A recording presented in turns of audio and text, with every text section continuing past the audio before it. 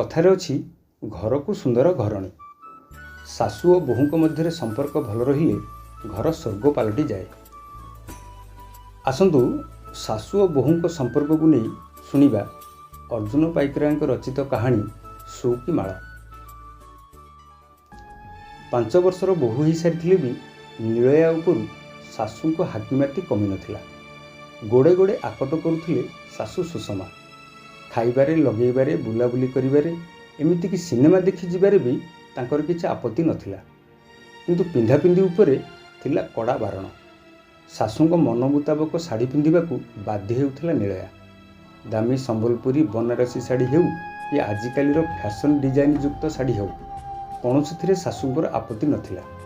किंतु ड्रेस को ना मोटे नुह। जड़े शिक्षयित्री हुई तू जदि ड्रेस पिंधु पिला माने तोठू कि शिक्षा पाइबे एमिति तान मारी कड़ा भाषा शुणाई देइथिले दिने।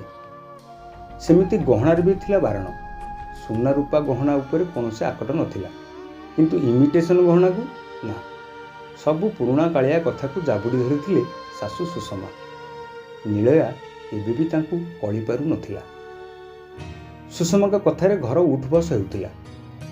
श्वशुर विबुध बाबू और स्वामी श्रीतम सुषमा कथा को अक्षर अक्षर पालुथिले।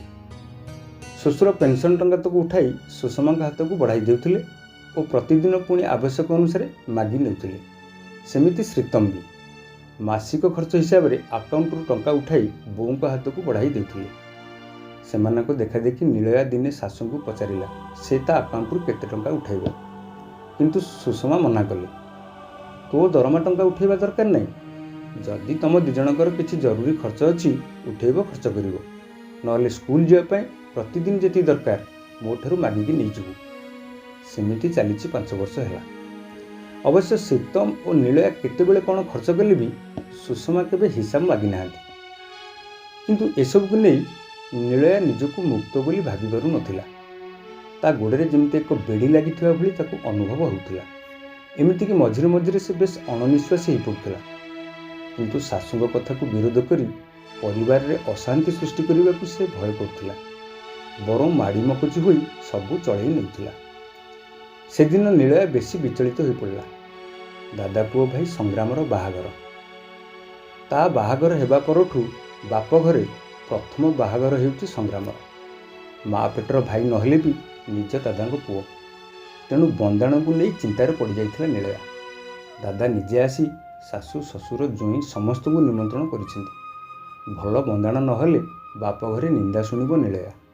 आउ मात्र गोटे सप्ताह अच्छी किंतु सासू सुषमा एपर्यंत किसी कहूनाहांती। निज आड़ू आगुआ कहवाकू नीलया डरुथिला काले सासू कौन भाविबे।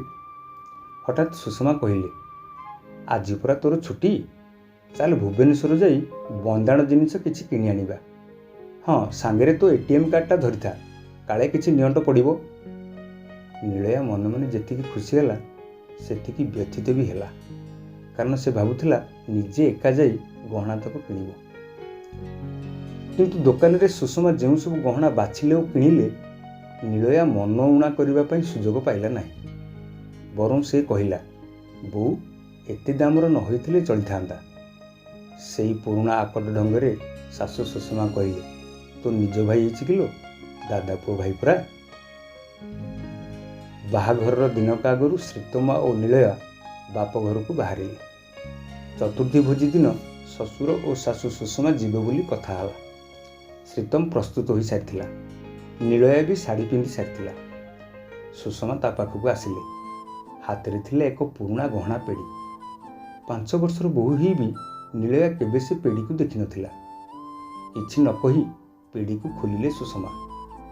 नीलया आखि को विश्वास कर पारला नाही।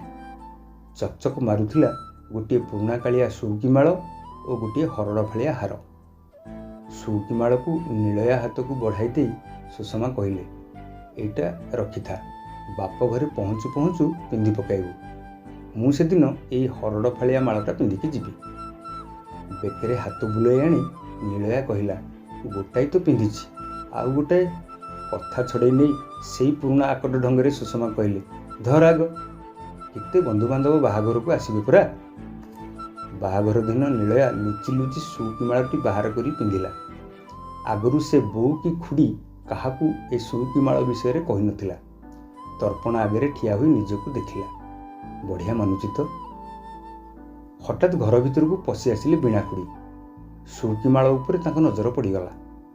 ତାଙ୍କ ମୁହଁରେ ସତେ ଯେମିତି ବିଜୁଳି ଚମକ ଖେଳିଗଲା। କିଛି ନ କହି ନିଳୟାକୁ ଟାଣି ଟାଣି ଅଗଣା ମଝିକୁ ନେଇଗଲେ ବୀଣାଖୁଡ଼ି। ବଡ଼ ପାଟିରେ ଡାକ ପକାଇ କହିଲେ, ଆଲୋ କିଏ କୁଆଡ଼େ ଅଛ? ସବୁ ଶୀଘ୍ର ଆସ, ଦେଖିବ ଆସ ନିଳୟା ଶାଶୁ ତା ବୋହୂକୁ କେମିତି ସଜେଇକି ଛାଡ଼ିଛି। ବୀଣାଖୁଡ଼ିଙ୍କ ପାଟିରେ ସମସ୍ତେ ଏକାଠି ହେଇଗଲେ। ଅଗଣାରେ ଭିଡ଼ ହୋଇଗଲା ନିମନ୍ତ୍ରିତ ବନ୍ଧୁ ମହିଳାମାନଙ୍କର। ସୁରୁକିମାଳକୁ ଦେଖାଇ ବୀଣାଖୁଡ଼ି ସମସ୍ତଙ୍କୁ କହିଲେ, ଦେଖୁଛ କାହିଁ କେଉଁ କାଳର ହାର ଇଏ, ବାଡ଼ିଆ ସୁନାରେ ତିଆରି ହେଇଛି। କେତେ ଓଜନ ହେଇଛି କେଜାଣି, 10 ଭରିରୁ କମ୍ ହେବନି। ସମସ୍ତେ ଭୁରି ଭୁରି ପ୍ରଶଂସା କରୁଥିଲେ ସୁରୁକିମାଳକୁ ଓ ଶାଶୁ ସୁଷମାଙ୍କୁ। ନିଳୟା ଚାହିଁଲା ତା ବୋଉ ପ୍ରମିଳାଙ୍କ ଆଡ଼କୁ।